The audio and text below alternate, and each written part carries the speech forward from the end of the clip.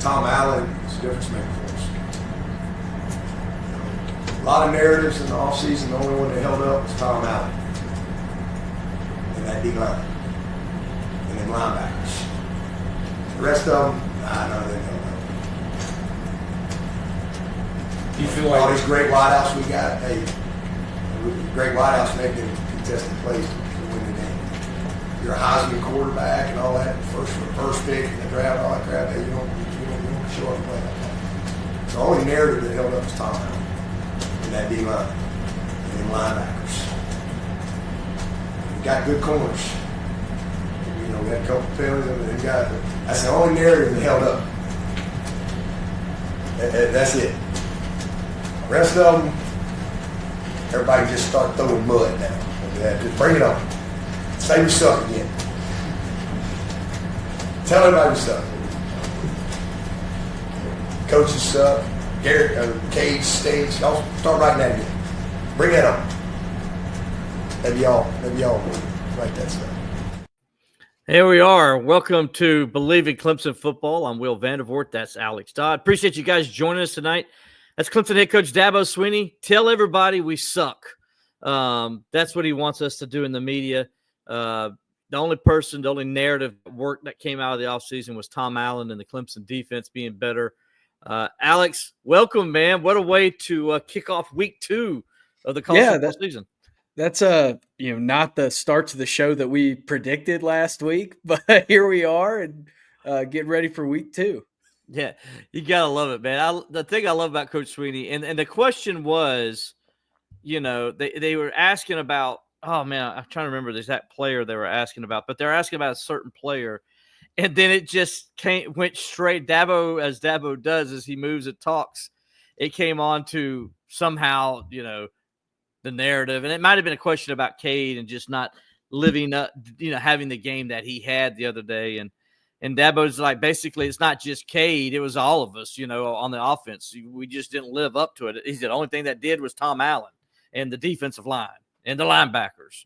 They did it, as you just heard what he said there. And so it was, man, I'll tell you what, Dabo was very open today. It was probably one of the better press conferences. Not that Dabo ever has a bad press conference because he does it, but it was one of the more informative press conferences. If you haven't had a chance to watch it, you need to go do it because it was one of the more formative ones Dabo's had, where he went into detail about why things didn't work the other night. And he also went into detail why he feels really good about this team still, despite the loss.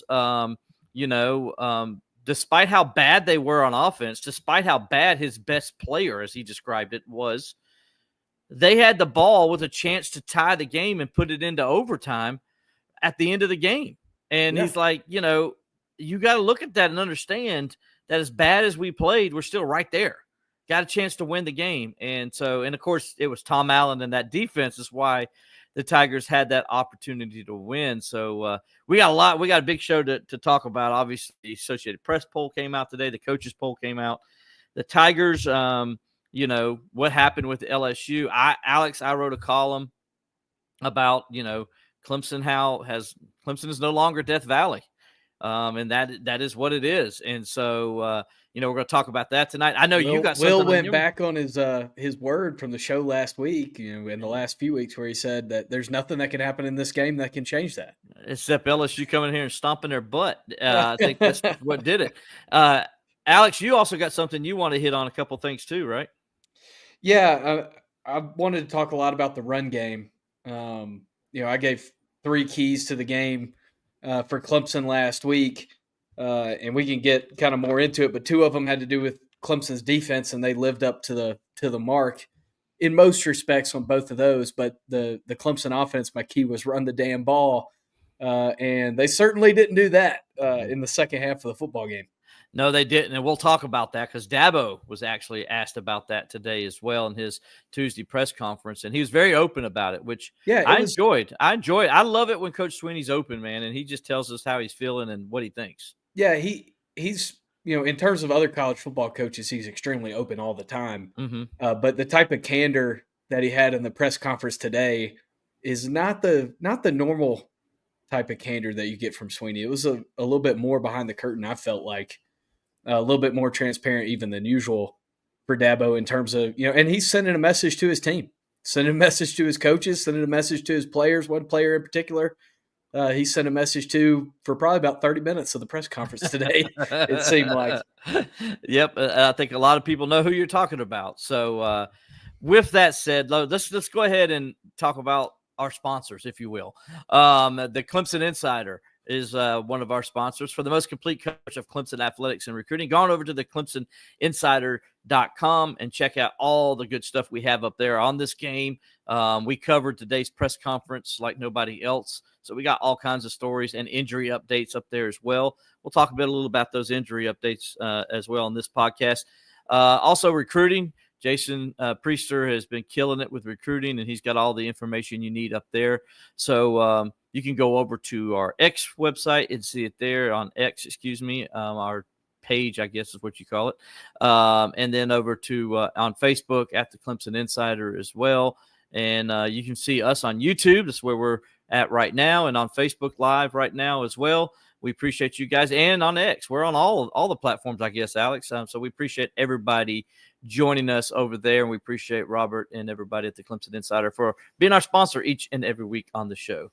Also, want to remind the people not to forget, if something happens with the stream or you've got to leave, you got to go eat dinner with your family, you can go back and listen to the complete podcast tomorrow morning on Spotify, on Apple Music, wherever you get your podcasts. You can watch the video back on YouTube. So reminder, this isn't just a live show. You can go back and watch it all the way leading up to the game, and it'll still be fresh and ready to go. Yeah, and listen to it. And we're going to talk about Troy, so that'll be a little bit of stuff we talk about as well. So appreciate all you guys with us. And also I appreciate our new sponsor now in our third week with them, the all-new Smoke on the Water, which will be located at 64 Beacon Drive on Restaurant Row off of Pelham Road in Greenville, South Carolina. I say will be because they're going to be opening up their store, their new location by late October. As you remember, Smoke on the Water was located in downtown Greenville. Now they're going to be moved over to their new location on Pelham Road. So you want to check that out. They're opening in late October. The all-new Smoke on the Water will feature the same famous smoked meats it had before: pulled pork, brisket, beer butt chicken, and prime rib. But a few new things will appear on the menu as well. Like its signature 5 barbecue sauces will be there to complement, not smother any of its smoked meats. Like before, the all-new Smoke on the Water will have Greenville's best happy hour, and it will all feature live acoustic acts. Smoke on the Water, owned by Mike Schuler, was a staple in downtown Greenville for 18 years before being forced out by the previous location by its new landlords. Right now, the all-new Smoke on the Water is available, though, Alex, for catering, and has its food truck. So if your mom needs to do some catering, your aunt or anybody, you got a wedding coming up or whatever. My mom might need to do some catering when I come back. If they're not going to be open that first weekend in October when I'm back, maybe I need to do some catering while I'm in town. I think you ought to do it. And if you do, call 864-232-9091 for more information.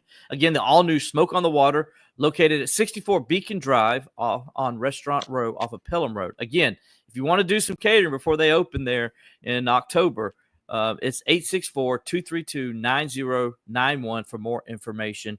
Give it a try. It's just like all old time, but it's going to be a little bit new too for Smoke on the Water when it opens up, and also the catering and all. Alex, I tell you, I can't wait for it to open back up. We're going to definitely have to try it out. I'm looking forward to it, man. When I was told it was opening back up and they wanted to sponsor us, I was like, let's go. Let's do it, and let's go eat. I'm going to definitely have to eat there. Yeah, me and you have never had a problem eating, especially when the food's good. And that's the good thing too about Smoke on the Water opening back up is we already know what to expect. We already know how good the food is, and they're going to add some new stuff too. Man, I trust those guys. Their food's good and ready for it to be back in Greenville. Absolutely. And you know what we're also ready for? Ready for Clemson to get a win. They've lost 2 straight now, counting Texas in the college football playoff. And we also like to get Clemson to get a win against an SEC opponent. That would also be good, but we're going to have to wait to the end of the year, the regular season, to do that when they play the Gamecocks or the Chickens or however you want to say it. So we got to wait for that to happen because LSU came into Clemson's Death Valley last Saturday, and they beat the Tigers 17-10 with a defensive performance that I was totally surprised by, Alex. What about you? Yeah, I thought, and we said, all summer that, LSU was going to get theirs, Clemson was going to get theirs.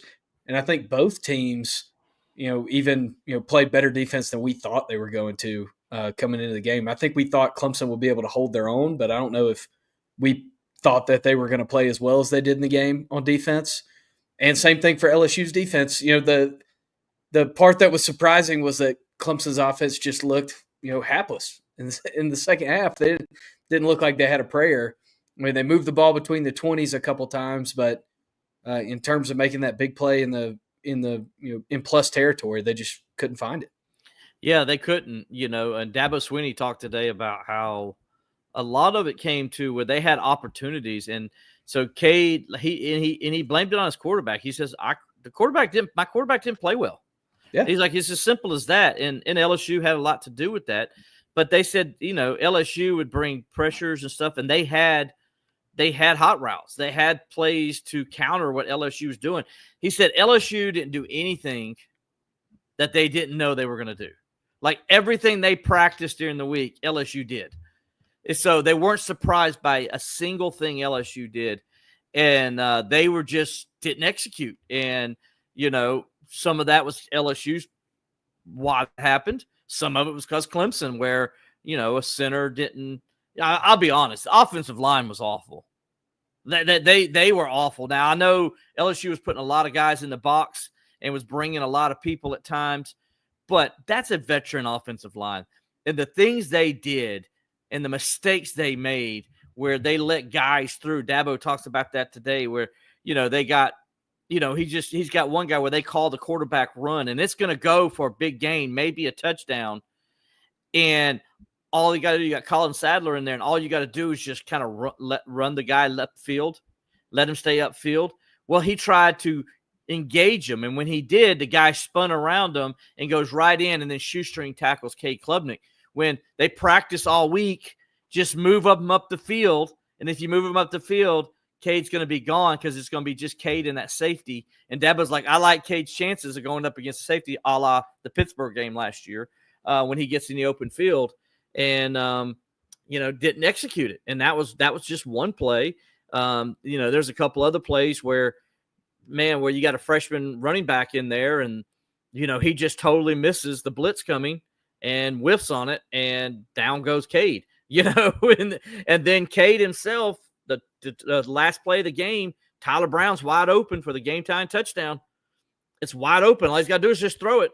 And he, for some reason, Dabo says he bails out and runs to the right. And what are you doing? There's like nobody over there. There's like nothing they could do. So, it was a combination of things up front.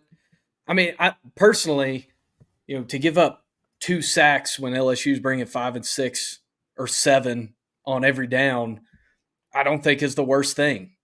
And I think there were plenty of pockets that Cade had an opportunity to step up in and hit an open crosser or hit a guy deep past the safety, and he just didn't see it the whole game. He didn't see anything. Yeah, I think that the offensive line didn't play as well as I thought they would in the game, but I wouldn't say that they were outmatched. I thought that they held their own against a really good defensive front and a really good front seven. Well, they did. I didn't say they were outmatched. I just said they didn't play well. Right. 2 different things. Right. I mean, they didn't play well. I mean, it's as simple as that. I mean, they didn't grade out well. They didn't look good. They ran the ball for 1.9 yards per carry. Now, granted, you said, well, they only gave up 2 sacks. True, but how many times was he pressured? Right. Like 67% of all dropbacks were pressured. Yeah. So, and that's the scheme LSU is bringing. Well, but some of it too. But again, Dabo said, and so did the players today, we knew that's what they were doing. Like they knew they were going to bring that kind of pressure, and they practiced for it all week. And so, Yeah, I agree with you that they didn't play well. Some of that too is, Cade had options when the pressure came, and for whatever reason, it didn't seem like in the second half that he was reading that they were bringing pressure, even though they were bringing 6 or 7 on every play. He gave up. Yeah. He would bail out, Alex. I mean, that's what It looked like 2023 K Klubnik. It looked like you think at some 2023. point that your veteran quarterback who's a Heisman Trophy candidate is going to, make an adjustment at the line of scrimmage and hit somebody on a short crosser. And he did it a few times. Mm-hmm. And sometimes, to Garrett Riley's credit, there were a few plays as I'm watching the game back today where they sprinted Cade out to combat pressure, and it worked. Right. They ran a flood to the boundary. They gave Cade, kind of a 1-2 read, whether he wanted to take it and run or dump it off to somebody. They gave him a couple options like that. But you'd expect your veteran quarterback to make some more adjustments at the line of scrimmage when, LSU, Dabo said today, they weren't disguising anything. It wasn't like they were rolling in and out of coverages the whole night. They were telling you what you're going to do and telling you to stop it, and Clemson couldn't. Here's what LSU's game plan was. They were going to put a lot of numbers in front of Cade Klubnik and dare him to beat them. And you know what? He couldn't do it. Yep. And you tip your hat to LSU to say, we don't believe you can beat us. That's what they said, and it showed. And I think a lot of it was they didn't respect Clemson's run game whatsoever. And that showed by what they were doing. And Clemson's got some problems there, man. And I think a lot of it, I got to put on the offensive coordinators. I thought he gave up on the run way too early, and that allowed them to be one-dimensional and allowed LSU to sell out on them. And I think you got to – I don't care if you're getting 2 or 3 yards. 3rd and 7 is better than 3rd and 12, and you got to stay with it, or 3rd and 10. You got to stay with it. And, even if you're just getting 2 yards, get 2 yards and make it at least somewhat manageable 3rd down, and we just didn't see that. 20 carries for 31 yards. Adam Randall had 1 carry the entire second half, and that came on the first play of the second half when he ran for 6 yards. He ran for 6 yards. You didn't give him the ball again. How did we know he couldn't run the ball? Yeah, that's the thing that, it just completely bailed on the run. It's like every fear that Clemson fans had about the air raid offense, manifested itself in one game. You just completely abandoned the – you would have thought Clemson was down, 2 or 3 touchdowns the way that they were playing in the second half, not even trying to run the football. That's the way it felt with the calls on offense. And Alex, we both said this last week. This offense and the way Garrett Riley calls it, it's predicated on the running game and play action passing. The passing game doesn't work without the run because they play so much play action off of it. It's like, okay, if you're not running the ball, LSU's like, well, you're not running the ball. We're not going to worry about the play action. We're going to come at you. We don't care what and we didn't see them do anything creative with Adam Randall. Not really anything. Yeah, all the stuff that me and you, and we talked about this on Sunday when me and you kind of did our debrief on the football game, is, me and you all offseason are talking about how many options Adam Randall gives you at running back, and you really didn't take advantage of any of them. You had him drop out in the flat on that one play where he went and chipped the linebacker, and you had a big gain for it, like a 14-yard gain. But other than that, you didn't really have any impact for his skill set at running back. Absolutely. And I blame that on the play caller, and then the 2 tight ends, Olsen Pat Henry had a great catch. And then Christian Bentancur had a great catch and run. And all of a sudden, the tight ends went into a closet again, into a shell. We didn't see him the rest of the second half. It's like, what are we doing, with these guys? Justin Berger gets in and says, in my opinion, Riley and the running backs were the biggest disappointment. He wants Riley to go. Said he's yet to impress him yet. And the running backs, he wants the freshman to eat. A couple other guys getting in here. Justin Kirkland. So is the Riley era over now? I think that's probably a little bit of an overreaction in game one, but right. That's a Monday morning quarterback take. That's for sure. Well, absolutely. And we appreciate you guys' comments. Please feel free to keep continuing to comment. And Alex will definitely, mention your comments and talk about them if we see them, and we talk about them as much as we can. We'll go through. Alex does that. Does a great job going through and seeing what you guys are saying over there. And hey, listen, you guys are correct. First of all, I won't know if say it's over. I know you're asking the question, is it over? No, it's not over. I think you got still a whole season to go. In this one game, you can't put in and say, oh, my gosh, how bad they were. but it was bad the other day. And it's bad because in a sense you played so well against Texas and the offense looked so good in that game. And he looked like he took a step forward against a top 10 defense last year in college football. And then you just took 2 steps back in this first game against LSU. And your quarterback, what scares me is the quarterback looked like he reared back to 2023. And that's scary because 2023 Cade Klubnik was not good. And Clemson can't have him, running 20 yards backwards again, and Dabo even mentioned that today. I mean, Alex, that is what worries me more than anything. Oh, 100%. And I remember you said last week, I should have went and pulled clips from the show last week just so people don't think we were selling them a false bag of goods. But you did say on the show last week that the way Clemson loses this game is if Cade reverts to 2023 Cade Klubnik and bails from the pocket. Yep. You said that last week, and that's exactly what happened. I don't think it's time to give up on Cade Klubnik or anything. I know, again, Monday morning quarterback, hindsight's 2020. You're always going to want to panic. I kind of thought it was interesting. This is where we'll go here is, have you heard Dabo challenge a quarterback the way that he challenged Cade in the press conference today? And what was kind of your take on it? Because he was, pretty adamant that, Cade's got to play better and he expects more from him. I remember back in he challenged Taj Boyd back in the day to play better than he had been playing. And that would have been the 2013 season. And so I remember him challenging Taj Boyd. I think it would have been after that Florida State game where he really challenged Taj to be better. And so I would say that's the only time I can remember. I'm sure he probably got after Deshaun and Trevor at some point. I don't remember. I don't know that he had too much to get after Trevor. Right. Yeah, exactly. So, he did mention today, though, that Trevor in the Wake Forest game in 2020 where he ran 20 yards back on like one of the plays and he came over the sideline. That was like, what are you doing? Don't do that again. Like, why are you running so far back? So he did mention that, but he didn't do that to the media. He didn't say that inside the media like he did today. And I think Alex did that because Cade, he was probably surprised Cade played so bad too. He even said, if we're not going to run the ball, then our quarterback doggone better play his butt off.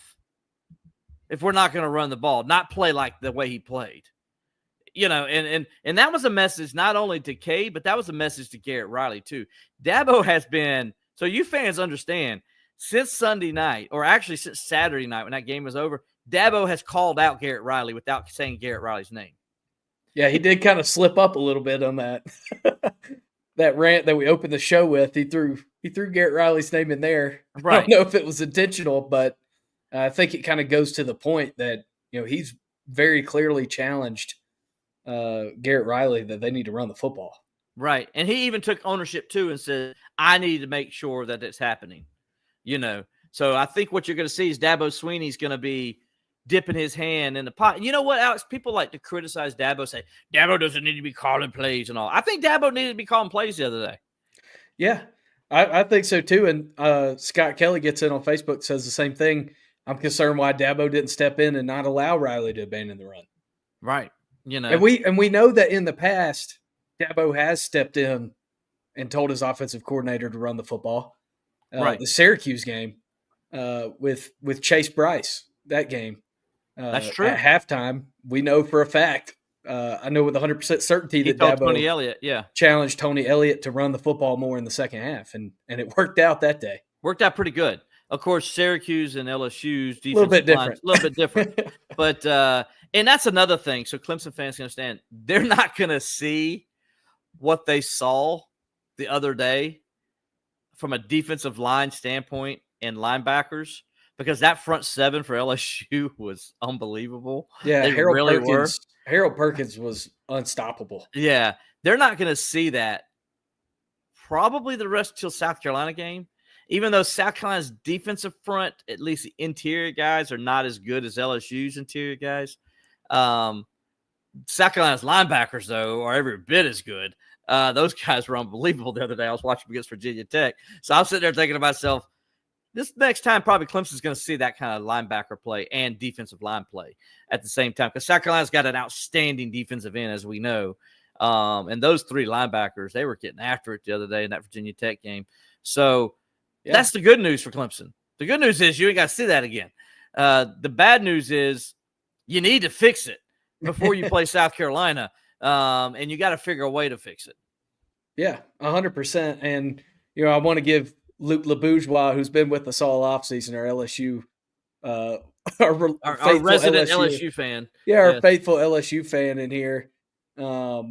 He told us that the defensive line was severely underrated last week. He did tell us that. Now we gave the defensive line credit, but gave him some credit. I thought there was some deficiencies on the defensive line, but they proved me wrong, and I'll give him credit for that. They proved me wrong without a doubt. Yeah, I wrote down some numbers, Will, about abandoning the run game. Okay, go ahead. Kind of went back and looked through the stat sheet. So do you know how many times Clemson ran the ball in the fourth quarter? Yes, I do. 0. Yeah, 0. Do you know how many times they ran the ball in the second half? Yeah, 4. Yeah, 3. Oh, 3 for 4 yards. 3. Sorry. Yeah, 3 rushing attempts for 4 in the yards. second half. Yeah. 20 carries for 31 yards. How many yards is that per carry, Will? 1.6. That's not good. 1.6. No. But Adam Randall, 5 for 16. But here's why we talk about not abandoning the run game. And this is how football has always worked since the beginning of time. Even when all they did was run the football, this is how it's always worked. The running game opens up in the second half. When guys get tired, when guys get fatigued, when you hit the wall with the sledgehammer enough times, eventually it's going to break through. But Clemson just stopped swinging the sledgehammer. They didn't even try. They didn't even pick it up. Let's just throw the football with a quarterback who's struggling the worst he's had in years. Yeah, I mean, in this game, Garrett did nothing to help his quarterback out. Yeah. Go ahead. Yeah, 100%. We talked about the tight ends. They were targeted 6 times, and they made 5 catches. That's pretty good. That was a bright spot in the game. Absolutely. Wide receivers, not a bright spot in the game. Not a bright spot in the game at all. Opposite of bright. They were dark. Yeah. So 32 targets for the rest of the wide receivers, and you have 14 catches. Yeah, and where was Tristan Smith? That's all we heard was Tristan Smith, and Tristan Smith this. Yeah, didn't play. Played 3 snaps. Didn't do anything. Played 3 snaps. And I'm like, and those are all in the first half. I think they came in the first quarter. So he didn't play after the first quarter at all. Yeah. And then, granted, they lost Antonio Williams. That hurt. And that really kind of set them back for a little bit.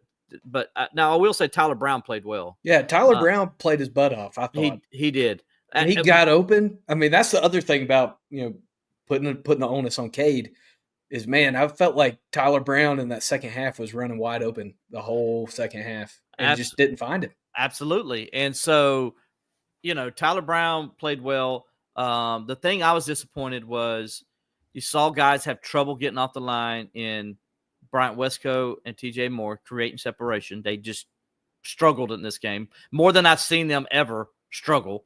Yeah. And then also when they did get the balls and they had 50-50 opportunities, they lost every time.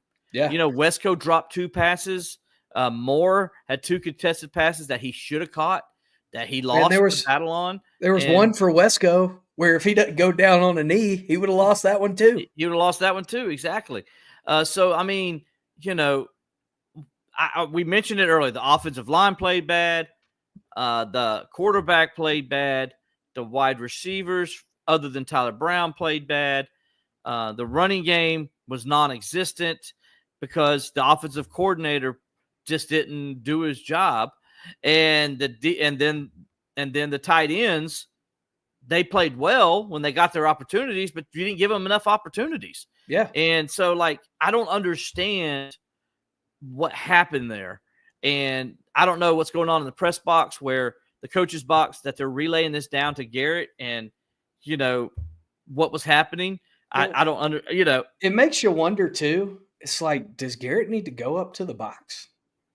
I mean, they're bringing. So I don't think Garrett needs to go. I think the communication needs to be better for what's happening to the field. I Because they're think bringing pressure every time, and you're not throwing screens. I mean, at a certain like point, didn't it's like, what are somebody we step doing in and say, "Can we throw a screen? Can we do something different?" You know, can I help your quarterback out? Now, I will say this, and Dabo mentioned a couple plays. There's a couple plays open where they would have went for big gains, maybe touchdowns. I mentioned the run, the pass to Tyler Brown. There was a pass to Moore also. And then on the first play of the game, and give LSU credit, their lineman got the hand on the ball. But if he doesn't get his hand on the ball, Antonio Williams scores on the first play of the season.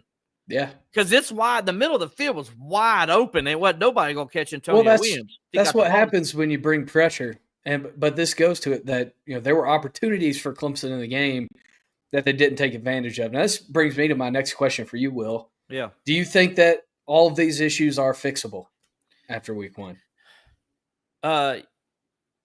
Yes, if your quarterback is not reverting back to running 20 yards backwards. So yes, but my biggest concern is your quarterback became a Bambi deer again, looking in the headlights, and just stare. I mean, he was staring down one receiver. If he didn't have it, he bails. He just totally wasn't going through his progressions. He didn't look comfortable in the pocket at all. Didn't trust his offensive line at all. And Alex, you can't have that. You can't have your quarterback not trusting his offensive line. And I'm sure Dabo showed him the film again. Look, you had time.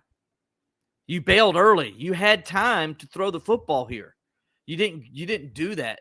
So can that be corrected? Yes.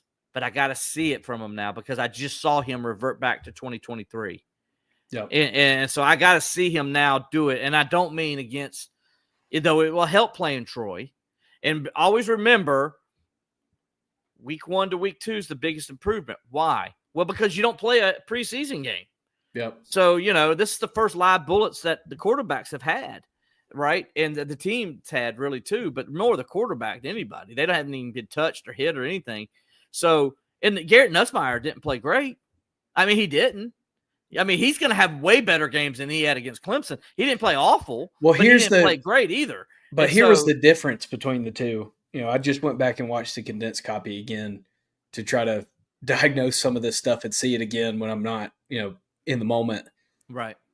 Garrett Nussmeier, when Clemson showed pressure, he stepped into it for the whole game. He did because you didn't get pressure up the middle. Which yep, is what he took licks on the chin a couple times. He got attempted murder by T.J. Parker. Yeah, that was bad. That was a frustration foul by T.J. Parker. Yeah, after the play one time. I mean, he took his hits, but he didn't shy away from it. Yeah. He played with guts. He played with poise. Might not have had the best day. Might not have hit all his reads. Those are things that are expected in week 1. Mm-hmm. But he didn't shy away from contact, and he stepped up in the pocket. He did. I give him credit for the way he played, but he didn't play his best game. Right. And he'll probably be the one to tell you that too, and he's going to play a lot better games as the course of the season goes on. That's the thing. That team's going to be scary because they're just going to get better as the year goes on. And Clemson is too. I don't think Clemson is a bad team. That Clemson defense, to hold LSU and Garrett Nussmeier to 356 yards, to be on the field for 22 minutes in the second half and you only give up 10 points, that's credit to Clemson there and their defense and Tom Allen. I like Tom Allen's approach. He's like, I'm not going to let those receivers beat us.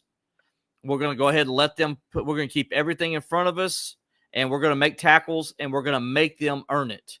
And they earned all 17 points. It was not easy for LSU to earn. That's why Clemson had the one goal line stand down there where they stop them. I guess it's not a goal line stand, but they stopped them inside the red zone just before halftime. And then they held them to a field goal there in the third quarter that the guy missed when they were driving. And then, then of course LSU did finally get in the end zone to win the game there in the fourth quarter. But then they got the ball back with chances again to move the ball and add on to their lead, and they did nothing. And by the way, Clemson held LSU. LSU didn't run the ball well. They had 108 yards rushing. And if you take away that first run of the game where, all we heard about was the tackling was going to be better, which it was. But the first play of the game, our boy Wade Woodaz misses the tackle, and the guy breaks the tackle and goes 24 yards. Well, after that run, LSU had, you do the math, that's only 84 yards on 30 carries the rest of the game. Right. You do the math, that's not very good. That's like 2.8 yards per carry or something. So Clemson's run defense played well. Clemson's tackling was much better. Clemson, the only area that I thought Clemson would be better at that they weren't was, I thought, again, Peter Woods didn't show up. No splash plays from Peter Woods at all. Yep. Sorry, didn't see it. Didn't do anything to me that impressed me. And neither did anybody else except Stephon Green, who I thought played the best of those defensive tackles. In the middle of the defense line of Clemson, I thought they didn't play very well. TJ Parker, he may not have got a sack, but man, he was hitting the crap out of everybody he did get a hold of. You know, I mean, he was balling. Will Helt had the big sack. Will Helt had the big sack for Clemson. The only sack for Clemson. And Clemson had 8 tackles for a loss in the game with only 1 sack. Yep. And still had 8 tackles for a loss, which was 4 more than LSU had. That's just crazy. LSU, with all that pressure they brought, they only had 4 tackles for a loss. Yeah, which I would say, which means you're throwing the ball too much. Yeah, agreed, 100%. The only area that I think, that I thought Cade didn't regress in was he took care of the football by and large. He had the 1 interception where he sailed the ball with pressure in his face. Again, with a fire blitz, they really messed him up with that fire blitz. And he had an outlet on that play. Yeah, he had he did. crosser and didn't hit it. Didn't even see it. Yeah. And Cole Turner missed Antonio Williams on the play Antonio Williams got hurt on. And Cole Turner on that play was in a soft spot in the zone. So it wasn't a horrible idea, just sail the ball. But I thought he took care of the ball by and large. He got rid of it. Considering. Yeah.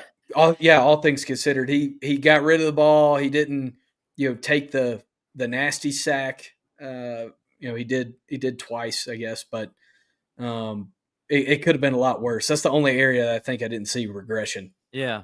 Like you said, I think everything can improve as long as the quarterback improves. And Clemson's got some big games coming up here. They got after Troy, they got Georgia Tech on the road. Oh my gosh, is that going to be difficult in a couple weeks? And if you don't think Georgia Tech didn't see what LSU did and said, okay, LSU said, let's put the game in Cade Klubnik's hands and see if he can win it. And guess what? Guess what Georgia Tech's going to do? They're going to do the same dang thing. They're going to do the same thing. They don't have the players that LSU has, but they're going to do the same thing, and they're going to force him to have to win. They may do it in a different way, but they're going to force Cade Klubnik's hand to win the game. And then they got Syracuse after that. Then they go on, they get a bye. They got North Carolina and Boston College, and then SMU. North Carolina looks like it might be a little easier to prepare for after watching what they did. And North Carolina's defense doesn't scare you. And their offense doesn't scare you either. No, they don't. I mean, Clemson's got some favorable games coming ahead, but they also got a couple tough ones there with Georgia Tech and SMU, that are probably the next 2 toughest games for them. And I'm going to be honest with you, Clemson can lose both of them, especially if they play like they did offensively, like they did the other night. Oh, 100%. I mean, Georgia Tech, just look at the way that they've game planned on defense the last 2 years under Brent Key. They're going to be ready to play. Colorado couldn't move the ball 6 inches on them when they went up here last week. Which, again, I don't know if that's Colorado either. Yeah, I think it's a little bit of both. Yeah. But I can promise you one thing. There is one quarterback in the ACC who, if you tell him he needs to go beat you, that I think he will. That quarterback plays for Georgia Tech. Yes. Haynes King, that's what Colorado said. If we're going to lose this game, it's going to be because Haynes King beats us. And boy, did he. That kid is a baller. He is. And that's why Peter Woods has got to get off his butt and play some football. You got to get that guy. You got to get pressure on that guy up the middle. Whatever Peter Woods is doing in his downtime or whatever, that's not getting him focused on football, and I don't know what that is, but whatever is going on to where he just doesn't seem mentally into the game out there to me. For a guy with his size and his athleticism and speed, I'm not saying he should be Michael Dean Perry, but he should at least be comparable to, And to me, Peter Woods has been a disappointment. He really has. And I want to see Peter Woods be the guy that everybody said he was going to be. And I want to see him go out there and attack. And that next game against Georgia Tech is going to be his opportunity because guess what? Oh, Mr. Haynes King's going to do? He's going to run it up the middle. Yep. And he's going to challenge you and then bounce it outside. So if you don't get push up the middle on him where your ends can create a vacuum and get him in, he's just going to beat your brains off. And so that's going to be an interesting game. Yeah, I did see somebody got in here. David Dobbins on Facebook was saying that Peter Woods had 10 tackles and a tackle for loss. I don't know what football game David Dobbins was looking this weekend. But the Clemson statisticians credit him with 5 total tackles, none of those solo, and half a tackle for a loss, which is not what you expect from your highly touted preseason All-American defensive tackle. Yeah. Against the offensive line that hadn't played together. So I don't know where those numbers came from. Maybe he just added the assist in total to get 10, and then doubled the tackles for loss to get 1. But that's not what the stat sheet says, David. And those are the official Clemson coaches stats. Those are the Sunday film stats. Film study. Yep. So Peter Woods, and not just Peter, but I like DeMonte Capehart didn't play as well as I thought he'd play. There were a couple times I thought DeMonte Capehart caused Nussmeier to get off his spot. Mm-hmm. When I went back and watched it, but it wasn't, the other thing is, we talked about this leading into that LSU was going to do some things to try to help with Peter Woods. But I don't really think they did too much to help on Peter Woods. I mean, you got this small little running back that's in here, making some blocks. One thing LSU did to take the defensive tackles out of the game is they ran a lot of one-step reads for Nussmeier. Mm-hmm. They ran a ton of slants. They ran a ton of dump offs. They ran a ton of outs. They ran one quarterback draw. So they did some things to kind of take Clemson out of their game plan on the defensive line. But still, you expect more from those guys. Yeah, absolutely. I like this comment from John Grant on Facebook. I've never been sold on Spiller as a coach, but I don't get the blame on him. It wouldn't matter if we had Saquon Barkley in there. And John, you're right. They weren't calling run plays, so, Yeah, 9 running back runs. Yeah. That's not run the damn ball. One in the second half. One. It was the first play of the second half. Yep. One in the second half. Not very good. Injuries. I want to go ahead and get a little update on that real fast. So today, Dabo Swinney said Antonio Williams has a hamstring injury. He also, by saying that, and he said Khalil Barnes had the same injury earlier in the press conference. So both have hamstring injuries. He did say they're not like severe, it sounded like. So I doubt you'll see either one play this week. I'll be honest with you, because they don't need them to. And they'll try to see if they can get them back for the Georgia Tech game. Walker Parks, Dabo said, was dressed and was emergency use only. Probably will see him get out there a little bit more this week. Probably won't start, Alex, but I would imagine he'd get out there a little bit. That's somebody that'll help you with some of your offensive line problems. Correct, that will. And more than I thought it was going to. I didn't think it would be as big of an issue, but it actually was. And I guess not having him out from a communication standpoint played a big role. More this we thought it would. And then Jay Haynes has he kind of took a step back. Dabo said that he was getting ready and they were trying to get him ready, get him back in. His ACL's fine and everything, but he suffered like a quad injury. And so he did some there. So that's going to take a little bit to get over. He was running some sprints and, hurt it. And anybody's hurt their quad, this guy, that hurts. And it takes a long time for that to heal. And so he'll obviously he'll be out a little bit longer than they thought originally with him as well right now. And so I think that kind of updates it. Other than that, they came out of it pretty good shape considering, where they were at, coming out of a game that physical. Yeah, and it was a physical football game. I mean, it delivered all the physicality that you wanted, except for the fact that Clemson didn't try to be physical on offense.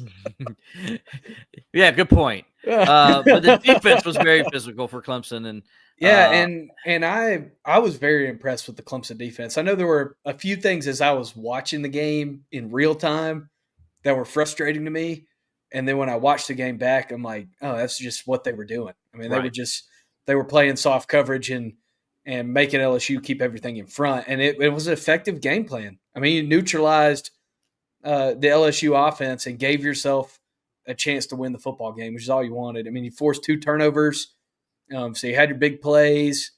I was very impressed with the defense. Obviously, so was Dabo with what he opened the show with here. Yes, very impressed with the defense. Somebody I did see, and I might have lost it. Somebody said they graded Clemson's linebackers as a D+. Yeah, I don't know what where they were that watching. grade came from. Yeah, I thought the linebackers for Clemson, and considering Dabo even said it today, they didn't play Jeremiah Alexander.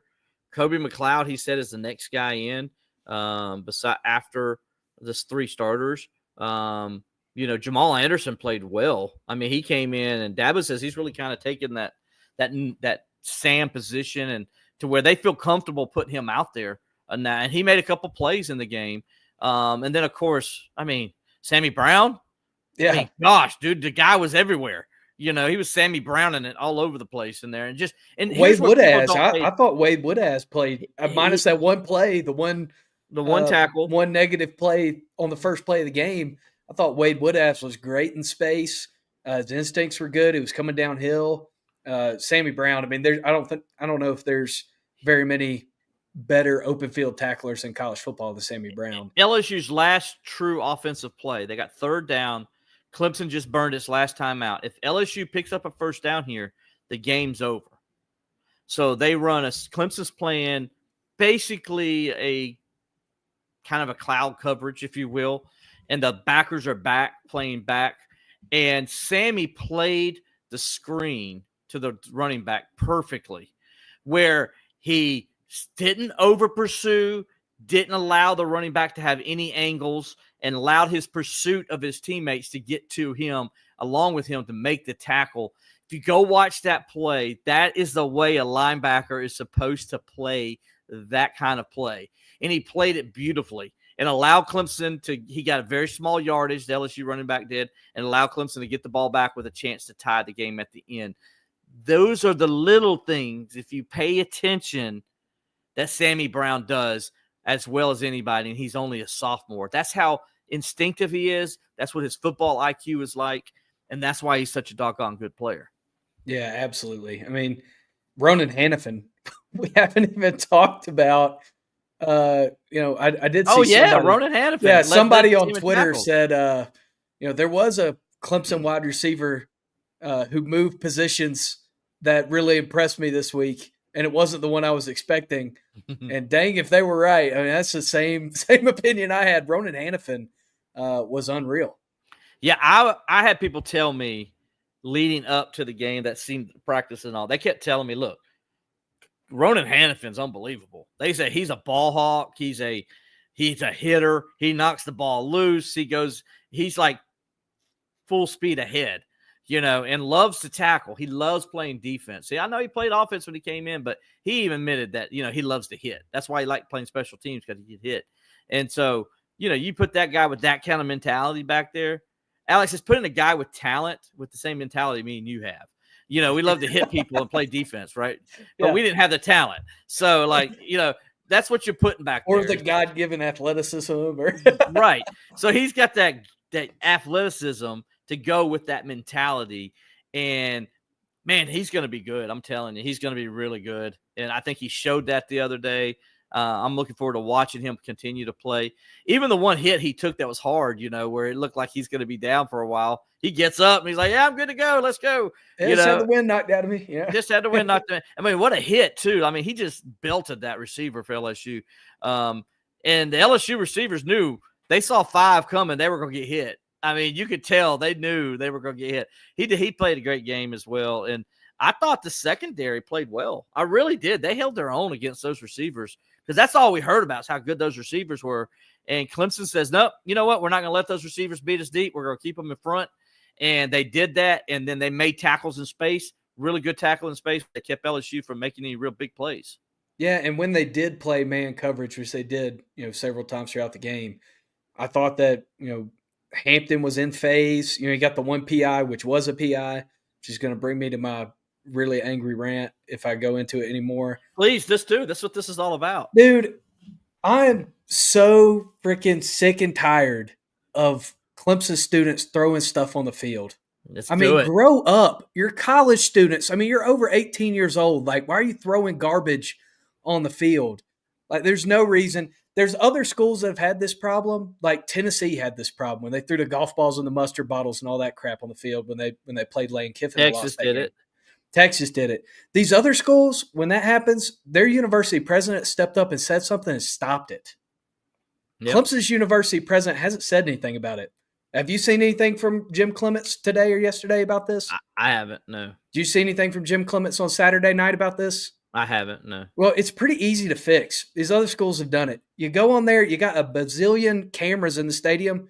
You look at what idiot is throwing stuff on the field, and you tell him he can't go to any sporting events the rest of the year. And I bet none of those other kids are going to throw anything on the field. It's that simple. It's classless. It's tasteless.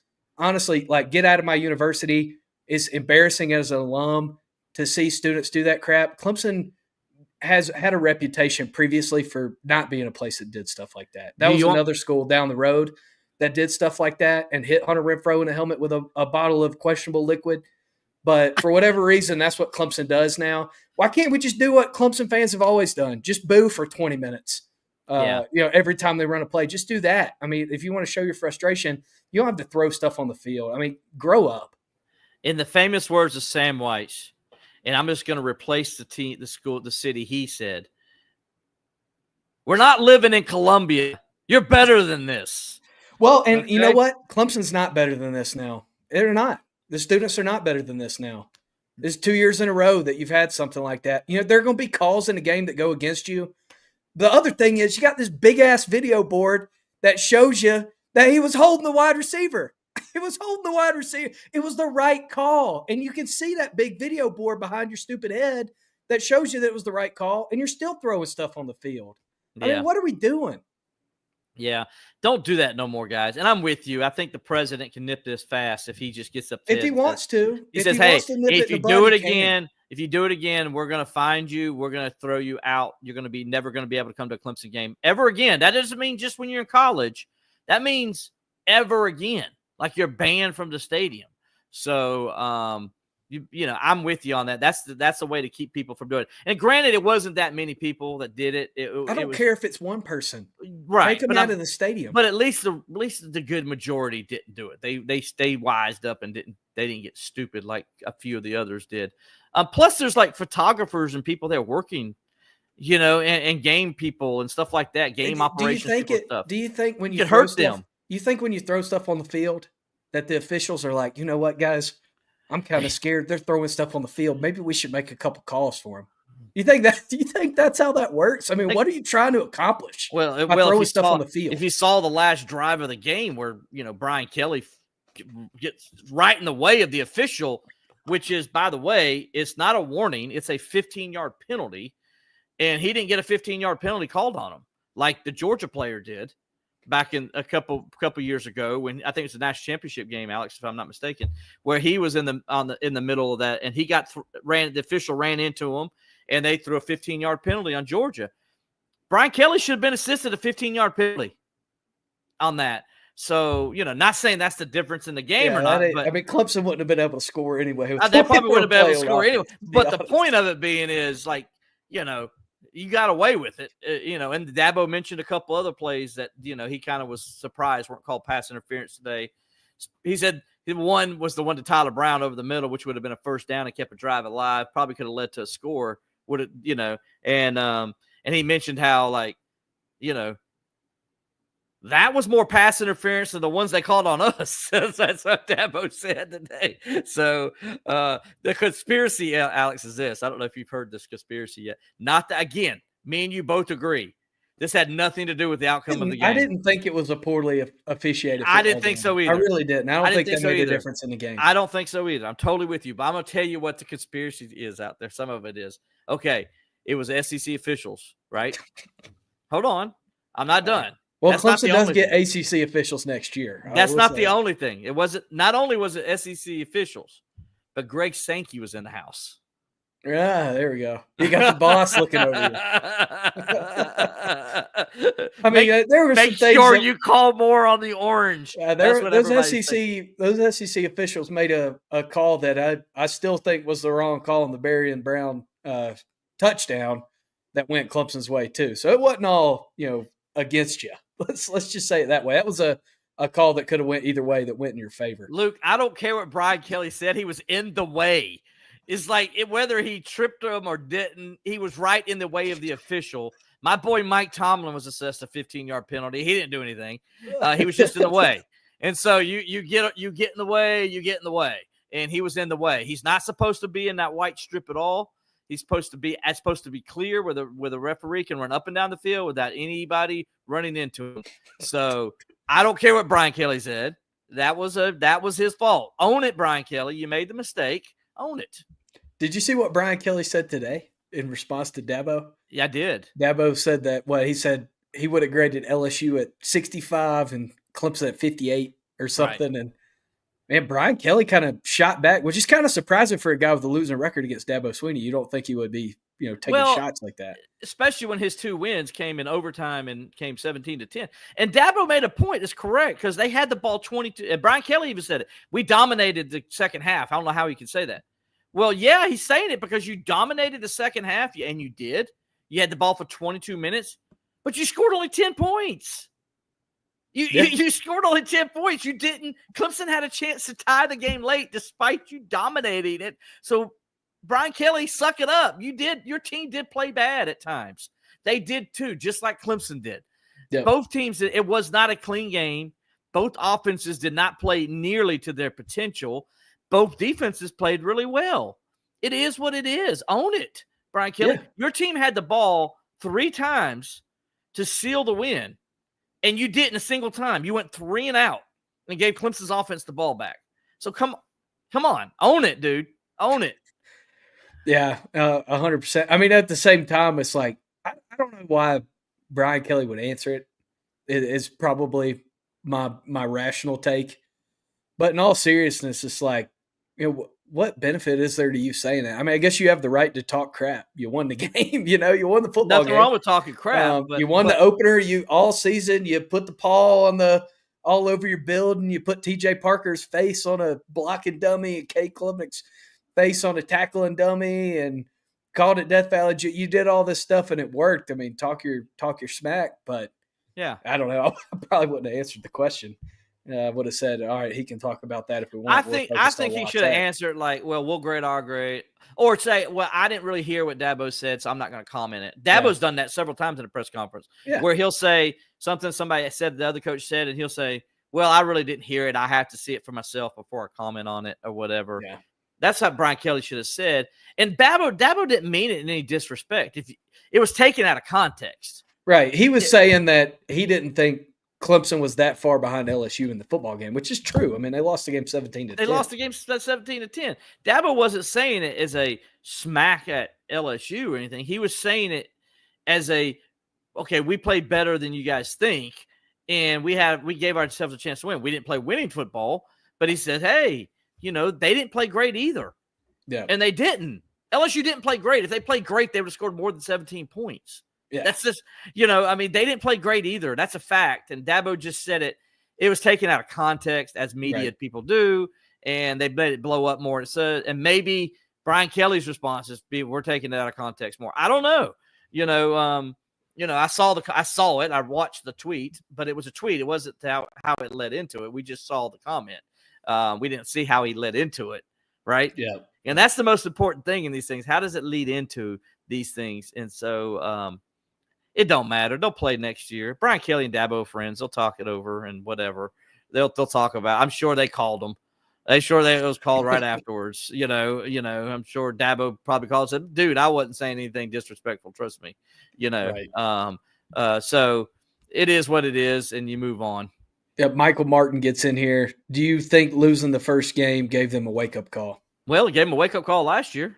Yeah, that was going to be my answer to that. They went 6-1 after that and really dominated. Now it's a little bit harder schedule this year, I think, in the sense of they got Georgia Tech in a couple weeks and then SMU in a few weeks, so they need to play a little bit better than they did. But yeah, I think, look, when you lose, it's always a wake-up call. And, and another point Dabo made today was for both teams, not just Clemson, but LSU too, was you played a game against a very good opponent. And you saw a lot of things you did bad. You saw a lot of things you did good. But he says the point of it is, he's like, somebody asked him, would you play like these kind of games still, would you still play them? And Dabo's like, absolutely. Because I know exactly who I am now. I know exactly what we need to do to fix them. There's no what if or any of this or how would we do against this team. He's like, when you play a team and you beat them 50-3, you don't learn anything about your team, and he's like, so I'd rather play a team like LSU to start a season. And even if I lose, I learn more about my team and how they respond and how they look and then how we can get better than I do playing the team we beat 50-3. That's a team that's not as good, right? A lower level team. You beat them 50-3. You don't really learn anything about yourself. You just play a game, but you don't know who you are. And he says, I don't want to go into week 8 and I don't know who I am. Yeah, Clemson's done that before. I mean, exactly, they have several times. That Taj Boyd team that started 8-0, they didn't know who they were until they went to Georgia Tech. And got hammered. And got smacked. So that Clemson team a couple years ago with DJ Uyunglele that was ranked in the top 5 and was 8-0. They go to Notre Dame and get smacked by Notre Dame. That's another example. Yeah, so it's good that you know who you are. And I mean, I think, I did like what Dabo said today too. I know a lot of people, Clemson fans today, were coming out like, why do you want to hurt your confidence of your quarterback or whatever? Dabo's only done this, like we mentioned earlier, a few times where he's, directly called out a quarterback. And, he didn't do it to Cade 2 years ago. He didn't, go out and say that he lost him the game or anything like that. Now he said maybe he should have made a different read or whatever and just stuck to that. But, he knows Cade better than any of us do. Mm-hmm. He knows what his quarterback responds to. And, maybe that's what he needs. Maybe he needed that wake-up call. Maybe he needed to get called out. And we'll see how he responds this week. Again, if last year was any indicator, as bad as he played in that Georgia game, and that offensive line played a lot worse in that Georgia game, the defense played a lot worse in that Georgia game too, that team responded the next week. So I feel pretty confident that this team will respond as well. I agree with you. Before we get out here, Alex, despite the loss to LSU, we'll go ahead and go to the rankings. The good news for Clemson is they only fell to 8 in the rankings, which tells you how people looked at that game across the country and thought it was very competitive and how, it was an evenly matched game for the most part, and the two teams were just killing each other, trying to see who's going to win. And it was a very physical football game. And, so the rankings came out today in the Associated Press poll. Ohio State's number 1, Penn State's number 2. LSU moved all the way up to number 3 and also got 3 first-place votes. Georgia stayed at number 4. Miami moved up to number 5. Georgia moved up 1 to number 4. Miami moved up to number 5 from number 10. Oregon moved up to number 6. Texas fell back to number 7. I thought that was a little surprising. I thought Texas, to me, in a 14-7 game where Ohio State had 2 goal line stands, I would have kept Texas. I just sort of swapped Ohio State and Texas out. That's how I would have done it. I think people were underwhelmed with the way that Arch played in a way that was, the other thing too that went against, Texas in this scenario and to Clemson, against Clemson to some degree, but maybe not as much as everybody was watching the game. Every writer in the country was watching that Ohio State Texas game. And I think they were all, they all kind of had to reevaluate their opinion on Arch Manning. And I think that kind of hurt Texas a little bit there too. Yeah, I agree. But Texas is really good. Yeah, I mean, that defense played great in that game. Well, they really I thought in that fourth quarter, I was kind of impressed with the way that Arch looked in the fourth quarter. He started stepping up and making some good reads and made some big throws. And, he did. Remember, his first real game as a starter is at Ohio State. Yeah, I mean, this ain't Louisiana Monroe. Exactly. So give him some slack. I think people are being a little too hard on him. Clemson fell to number 8, as I mentioned, after the loss to LSU, but still in the top 10. That's big because now if Clemson can show that improvement out, go out there, destroy Troy this week, go up to Georgia Tech, get a big win there in Atlanta, and then go on the road and take care of business. I mean, come back home and take care of business at Syracuse, and they do all those things, then they're going to be right in the mix for the college football playoff, which is where you want to be. So Clemson's in a good spot despite the loss. If you're a Clemson fan, you still got to feel good. Notre Dame also, I'm telling you, I was impressed with Notre Dame's freshman quarterback. Miami won the game.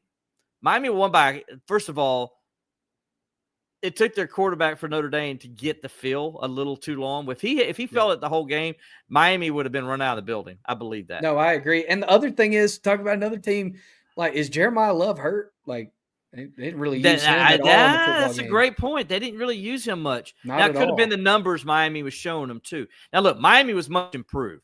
But you can't tell me Carson Beck's receiver didn't bail him out on what looked like was going to be an interception in the end zone right before halftime. Yeah, that was one of the craziest catches I've ever seen. I was watching it down here, and my wife Rachel's like, wow, that might be the catch of the weekend. I was like, no, that might be one of the catches of the season. I mean, that is an unbelievable catch. Yeah. And Carson Beck needs to go give that guy a brand new car or something for that, because if that's intercepted, Notre Dame wins that game, obviously.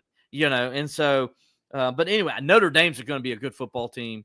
That freshman quarterback they got is going to be outstanding. And, I was really impressed with them. I was really impressed with South Carolina. They're ranked number 10. I was really impressed with South Carolina's defense in the football game. I was too. I mentioned didn't it know earlier. what to expect from them. I know you mentioned it earlier. Obviously, Dylan Edwards was Dylan Edwards, but I was really impressed with their linebackers and the way that they got downhill and got to the football. I mean, they were flying around the field like it reminded me of some of those Spurrier teams, the way they played on defense, right? The way they got downhill. And here's the thing that's makes you nervous is Lenore Sellers. He didn't play well in his first game last year either, and he didn't play exceptionally well in this game. He played better though. And he bookended it with two great quarters. He had a great first quarter and a great fourth quarter. Didn't play well in the second, third. Made some overthrows, missed some guys that were open. But that's the first game jitters, right? And he's learning. I tell you, man, that guy's unbelievable, man. He's gonna be scary. He's gonna be scary for the SEC. I also think Virginia Tech. I don't know if you could have shot yourself in the foot more in a football game than Virginia Tech. How many field goals did they kick? 4. Yeah, and they had the safety. I mean, and they were moving the ball. I mean, talk about some receivers that impressed me over the weekend. Did you see his numbers? The Virginia Tech quarterback's numbers inside the 20-yard line? No, I bet they were awful. 1 for 13. Yeah, and between the 20, from the 20 back, the dude was a game beater. But 1 for 13. Those wide receivers for Virginia Tech, man, they impressed the heck out of me. They did. They're making some great catches all over. They're the a field. better team than people think. I think they're going to be a better team than people think. All right, so Notre Dame at 9, South Carolina 10, Illinois at 11, Arizona State 12, Florida at 13, and then of course the most impressive team of the week, Florida State. Yes, this guy right here called it. From unranked, like 10th in the vote getting outside of the top 25, all the way up to number 15. Man, Thomas Castellanos, talk about backing it up. Hey, dude. Holy cow. When I saw his teammates at ACC Media Days having his back, and they had his back and they weren't like shy about it, I'm like, okay. And then I told you I wasn't impressed. I thought Alabama was overrated. And Alabama right now, they fell to number 21, and I'm like, why? Yeah, they should be out of the day. They should be out them of at Florida State, they should have switched places in my mind. So Alabama should have not be in the poll at all, but they are. But good win for Florida State. Good bounce back. Let's see if they can keep it going. Like I said, Alex, last week, they're not 13-1. Their program's not 13-1. And their program's not 2-10. It's somewhere in between. Yep. And we'll see as the season goes on. They're going to probably start the season 4-0, and then they go to Miami and a big game there against the Hurricanes. That's when we're going to really find out about that Florida State team, because Miami, I think, is legit. I don't think Alabama is. I think Miami's a better team than Alabama. So that's when we'll really find out about Florida State. Yeah, and I tell you one thing over the last week, man, I was impressed by the ACC. Except for North Carolina and Clemson. I wasn't expecting anything from North Carolina. I expected, similar things to what I expect from Wake Forest from North Carolina. Let's be honest, call it what it is.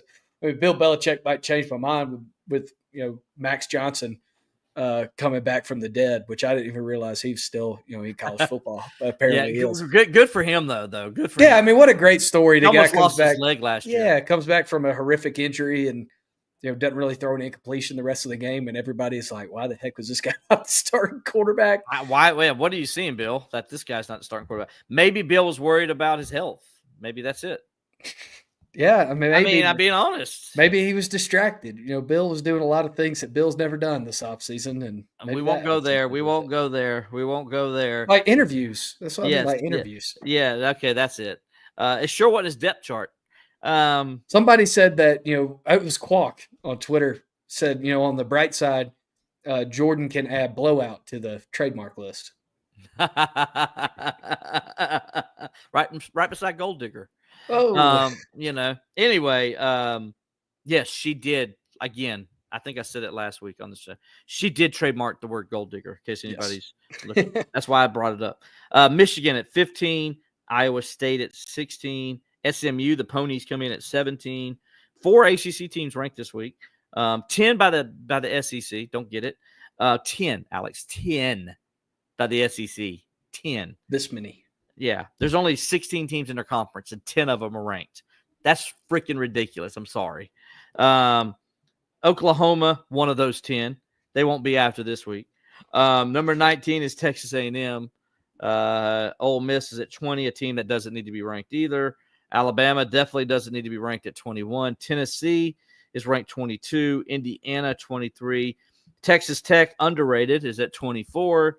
And Utah, who looked really impressive in their first win, they're at 25. That rounds out. In case you're wondering, BYU had a good win. They got they're next in line with the receiving votes, followed by Auburn, and then the Ramblin' Wreck from Georgia Tech. Little surprised TCU didn't get more love. They only got 49 votes, 49 points in the poll. I think they come in right around, let me see, 26, 27, 28, 29, 30, 31.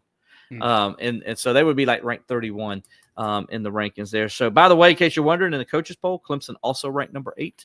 So the Tigers are right where they need to be. They just need to now go win. Yeah. Just go win some football games, look good doing it, stay there in that top 10 all year, beat the SMUs and the Louisvilles when you get those opportunities, get those rank wins. Georgia Tech probably going to be ranked here in a few weeks. You want to go get that win. Alex choking on whatever. I guess lunch is coming back up. Yeah, it was a little bit of lunch. Yeah, a little heartburn there. Mexican for lunch. So, John Grant, he just said FSU showed how good an OC can make a huge difference. I agree. Yeah, Gus Malzahn. Gus Malzahn made a big difference. Great game plan. You want to throw a couple Troy notes out there, and then we'll do our pick six? Yeah, let's do it, buddy. Go ahead. All right, so Troy, last week, 38-20 win over the vaunted FCS opponent, Nicholls State. They were down 20 points. They were down 10-0 in the first quarter. They were down 17-10 entering the fourth quarter, but they scored 28 points in the fourth quarter to win the football game. Well, good for them for winning the game. Yeah, bad for them that they almost lost it. Yeah, Tay Meadows was their best player in the game, 186 yards rushing on 23 carries and a touchdown. Point is, this Troy team doesn't look very good. So Clemson should steamroll this team on Saturday, and that's what you should expect in a bounce back game. Yeah, I think they'll beat them pretty soundly. You hope, I mean, heck, there were two other times we thought Clemson would steamroll Troy, and they struggled. Those were good Troy teams, though. Those were good Troy football. Those were like top of the Sun Belt Troy football teams. Yeah, this was not. This was a team that was bad last year. I think 4-8 last year, and some people said they weren't that good. That covered them. So, it's a bad football team coming into Death Valley. You saw what they did last week. They struggled against Nicholls State. I mean, come on, Now they do have a good running back, and this will be a good test for Clemson to show they really gotten better at stopping the run, because that's what Troy's going to do. Yep, they're going to run the football. That's what they want to do. He had 182 yards rushing last week, so got to go in there and stop the run, get physical, and kind of do like they did last week, which they did. And to be completely honest, what I want to see from Clemson on Saturday, I want them to run the ball every play for the whole first quarter.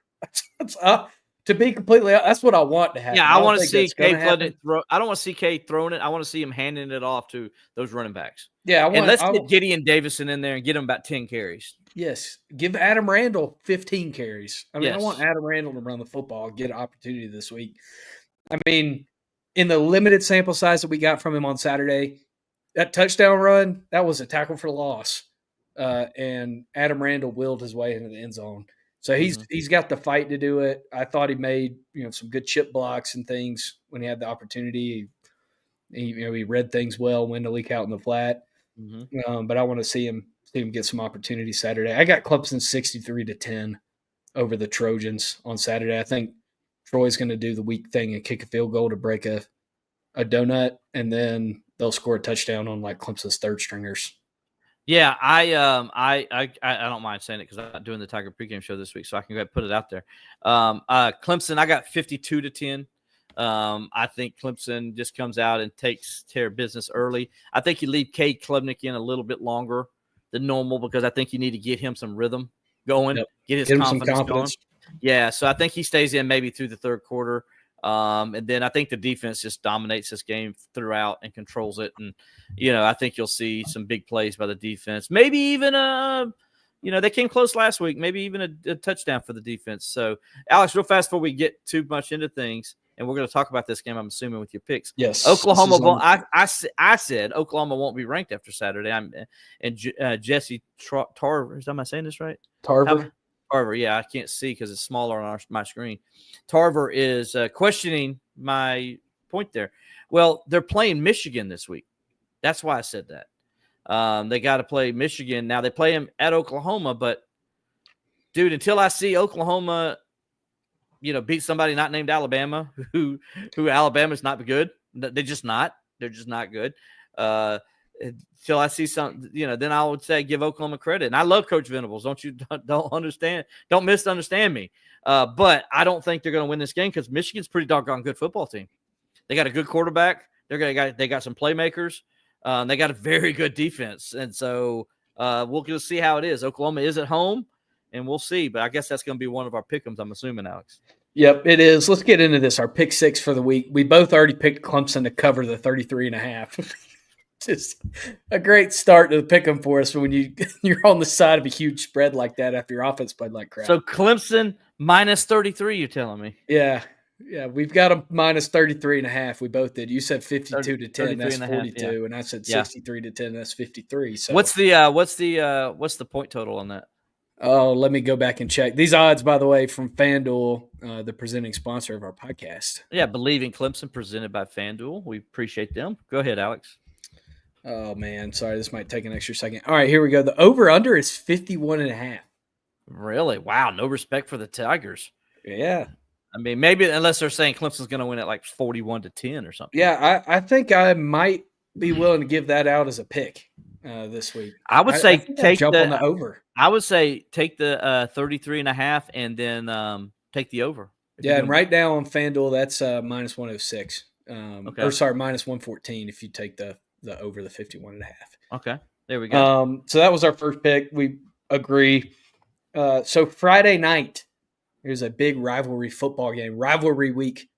Rivalry week. Dun, dun, dun, dun, dun, dun, dun, dun, dun, dun, dun, dun, dun, dun. And we've got Iowa. I sound like Peter Griffin there. Iowa at Iowa State. Iowa State is a 2.5-point favorite in Ames. Hold on. Iowa State is a 2.5-point favorite in Ames, Iowa.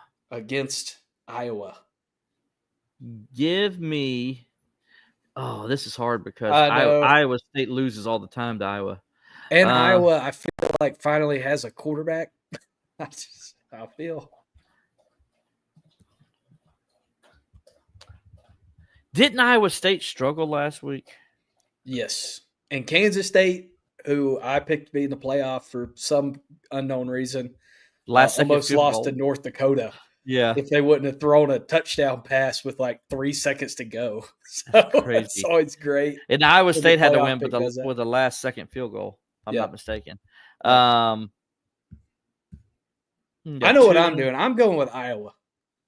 Okay. I think Mark Gronowski Mark Gronowski, by the way, transferred from South Dakota State, national championship winning quarterback. Where's number 44, by the way? National championship winning quarterback. I got Iowa winning. I think Gronowski is exactly what Iowa needs at quarterback. And they're going to be able to obviously get it done on the ground. Xavier Williams is a beast. Terrell Washington Jr. is no slouch. And Gronowski can run the ball too. So I got Iowa winning the game. They're going to be big brother like they always are. And the Cyclones are going to be sad. I'm with you on this, but I think this Iowa team, I think just kind of the Kansas State game, this game, kind of had a letdown in between the typical trap game, if you will. And, I mean, you were in Dublin too. I mean, yeah. Let's be honest, you had to travel back. Yeah, from Dublin. I'm gonna go with give me Iowa State minus 2.5. I think they're gonna cover that, and I think they're gonna win the game, and they're gonna win by probably a field goal. They'll probably 17, 20 or 20 punts in the game, but I think they'll win by a field goal. They're as the battle of the cornfields, I guess, in Iowa. So give me Iowa State minus the 2.5. All right. The next one I got is on Saturday. Illinois is a 2.5-point road favorite at Wallace Wade Outdoor Stadium against Duke. Yeah, what kind of favorite? 2.5? Yes. Illinois is a 2.5-point Well, you favorite. know what my rule is, Alex, and I used this for Notre Dame last week in Miami. If you're the home team and you're less than a 3-point underdog at home, you always take the home team. And so I'm going to take the Duke Blue Devils minus the 2.5 over the Illini. There you go. Will picking against his playoff team, Illinois fighting Illini. Hey, I just said minus the 2.5. So, I mean, plus the 2.5. I'm sorry for Duke. So Duke's going to lose by 1 if everything goes according to Will's grand scheme. That's right. I didn't say they're going to win straight up. I just said they're going to cover the 2.5. I also have Illinois in the playoff, and I'm picking Duke in this game at home just because, man, their quarterback, I saw some people throwing shade on him in the first quarter when things were getting a little slow for him. But, boy, he went off after that, and he really impressed me last week. So I like Manny Diaz's Blue Devils. But, see, it's not a real – it's like it would be a real noon Duke game if it was like on Jefferson Pilot. High-flying Duke action. It's Duke in Illinois. Get the mayonnaise out. Let's go. This afternoon on the Raycom Sports Network, we're putting vinegar on our barbecue. That's what we need. But instead, it's going to be like on ESPN or something. Whatever. It's on ESPN, noon. Yeah. So the next game I got, another ACC game. Virginia at NC State. NC State is a 2.5-point favorite. The same NC State team that I was going to say for whatever reason, but we know all of the reasons why NC State struggled to put away East Carolina last week. So you're saying NC State's a 2.5-point favorite at home against Virginia. I bet there'll be maybe – I don't think they'll sell it out. I mean, they already had a home game and the fans want Dorian gone. I don't even think they're going to sell it out this weekend. Virginia looked good in the first game. Chandler Morris. Yeah, Chandler Morris looked great. He looked like Tony Elliott. Grew up right here. He grew up right here in Clemson when his dad was offensive coordinator. Back in the day.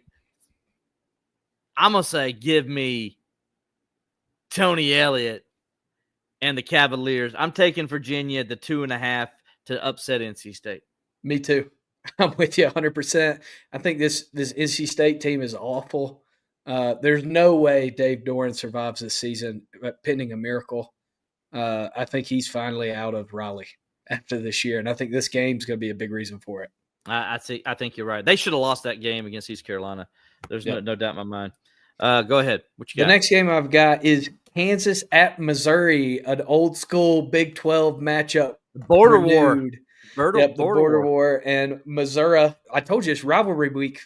Week. Yep. Dun, dun, dun, dun, dun, dun, dun, Come on, sing it. Yep. And Missouri is a 6.5-point favorite at home against the Jayhawks. And Jayhawks look pretty good in week 1. They did look pretty good. That's actually week 2. They've actually played 2, didn't they? Play? Yeah. They looked pretty good the last 2 weeks. Yeah. So, and Missouri did what the other day? They beat Sister Mary of the Poor like 61-0 or 61-6. How many points they getting? They're getting 6.5. 6.5. Okay. I'm going to take David Blackwell's Missouri Tigers in this one. Upstate native, former Clemson coach, the O-line coach there. I'm gonna go with Missouri, the Yellow Tigers. So you get Missouri cover the -6.5. Yeah. Okay. I'm going to go Kansas plus a 6.5. I think Kansas can. I think they'll at least cover. I think that spread's too high. I think they're playing pretty good football. They won their last 3 games last year to end the season, after starting off bad. And then they've now won 2 straight to start the year. They're on a 5-game win streak. They're playing with a lot of confidence over there. I don't think they win the game, but, because anytime it's tough going to Columbia, Missouri, that's a tough place. That's sarcasm. It's one of the most hostile environments in college athletics or any athletics or any sport in the world. Now, I say that, but the only time Clemson ever played there is in 1996, and they ran Clemson out of the building. So, that was a weird game. Weird things happen in Columbia, Missouri. Yeah. All right, the final game of our pick'em, Will pretty much has already given his pick out here. Michigan, number 15 in the land, going to Oklahoma, number 18 in the land, and the Sooners are a 5.5-point favorite at the Palace on the Prairie. They got the Sooners 5.5.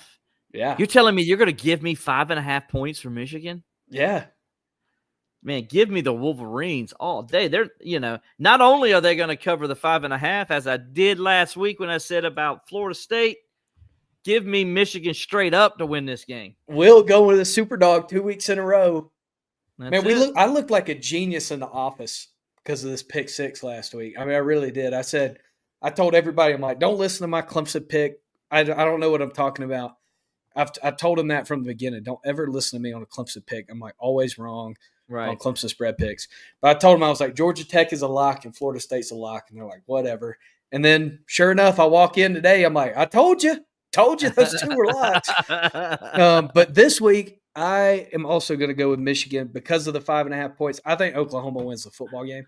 Okay. I just have no faith in Michigan unless they're playing Ohio State.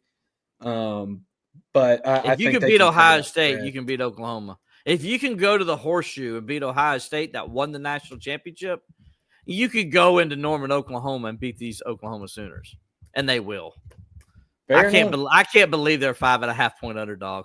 What in the world are the odds? Odds makers are just like teeing that one up for us. They're like, they got to give you one every once in a while. And I don't know why they're giving us that, but hey, whatever. Please don't use a Tommy West team as an example, John Grant. Talking about the 1996 Missouri Clemson game. I'm not, John. I'm sorry, buddy. But I mean, I didn't mean to, buddy. But that's the only time Clemson's played there, so I had no choice but to mention it. So, or at least that's the last time they played there, I should say. They might have played there in the past under Frank Howard teams. I'm not sure. But I know that's the only time in the modern era that they've played there. If you want to call that modern era now, I don't know. We're getting 30 years away from it now. So, well, our 6 are picked. Let's look back at last week for a second. I don't know. Do we want to, Alex? I know you just brought up the 2 that were good to us. Look back on last week since I was just talking about how much of a damn genius I am. So we were both wrong on Clemson LSU. We were both wrong on Boise State and USF. USF, man, they whacked. Everybody was wrong on Boise State USF. So I don't feel we bad were both right on Georgia Tech at Colorado. I was right on Ohio State. You were wrong on Texas. Yep. We were both right on Florida State. You took them as a super dog. And then I think we both – you picked Miami last week. I picked Miami, yep. Yeah, and I picked Notre Dame. So does that make us tied? I believe so. Yep, we were tied last week. So yeah, there you go. So I was we're both 3-3. Yep. So we'll do it 3-3, and we'll see if. And I got a super dog lead. You always can count on me to throw super dog out there. So Alex, you got to start doing your super dogs because I did pick. I mean, I guess I didn't super dog, but you didn't say straight up. You wouldn't go there. I know. See, I'm confident. Like I may be wrong, but I'm confident. Like let's go, baby. Give me Florida Hey, if you're State. gonna be dumb, Alabama's you got to tough. be tough. That's right. Believe in Clemson football. If you're gonna be dumb, you got to be tough. You're gonna be dumb. You got to be tough. You got to go with it. So, Alex, I expect you to come in here next week with a super dog pick, like I do pretty much every week, and just go with it, buddy. Just come go on. With it. Trust your gut. I always tell you to trust your gut. Your gut's never wrong. Yeah, we didn't talk about the Steelers at all. this week, so I don't know what. By the you way, think about Steelers playing the anything. Jets. It's going to be fun. Aaron Rodgers. We don't get too much into that, but yeah, our Steelers are going to open up the I season took at him New as a York. backup quarterback on my fantasy team because my thought process was, if he sucks, I can cut him. Yeah, I'll pick somebody up on waivers. I don't think he's going to suck though. Not according to what Ryan Clark and That's why I picked him up. and Roethlisberger. I picked him up. Two guys who were against him at first, by the way, as I do Yes. my Lee Corso. By the way, talking about Lee Corso, dude, every game he picked, he won. Yeah, he doomed Clemson Saturday. Let's call it what it is. Kate Klubnik played bad because Lee Corso has some voodoo. Dude, in his final everybody pick. he picked, he won. Yeah. What a way to go out. Your last week, you go 6-0 in all your picks. What a way to go out, Lee Corso. Like, kudos to Lee Corso. By the way, we all do what we do here like this, and everybody else does podcasts and all because of Lee Corso. Yeah, there's no way we'd be over here with me screaming at people and having fun and us laughing if it wasn't for Lee Corso. Absolutely. Let's call it what it is. Absolutely, man. I was talking to somebody the other day, and they said Lee Corso, took Kirk Herbstreit aside when he first started. He said, hey, we'll be serious when we need to be serious, but just remember, we're entertainers first. Yeah. Then we'll talk a little ball, but you don't have to go straight dive in all this.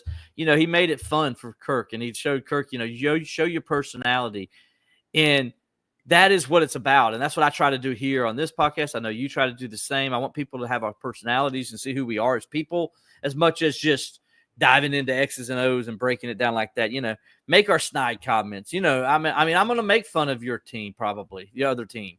Yeah. I'm going to make fun of South Carolina because it's called Believing Clemson. I have to make fun of South Carolina. I'm going to yell at Jim Clements, even though I like Jim Clements as a person and think he's an awesome university president. I'm still going to yell at him. That's our job. Our job is to entertain everybody out there, and we appreciate you guys watching us and the comments you give us each and every week. And it is very well taken, and we always pay attention and listen to you guys. And we thank you from the bottom of our heart for being with us each and every week here on Believing Clemson, presented by FanDuel. So, for Alex Dodd, I'm Will Vandervort. Until we see you next time on Believing Clemson Football, we'll talk to you next time.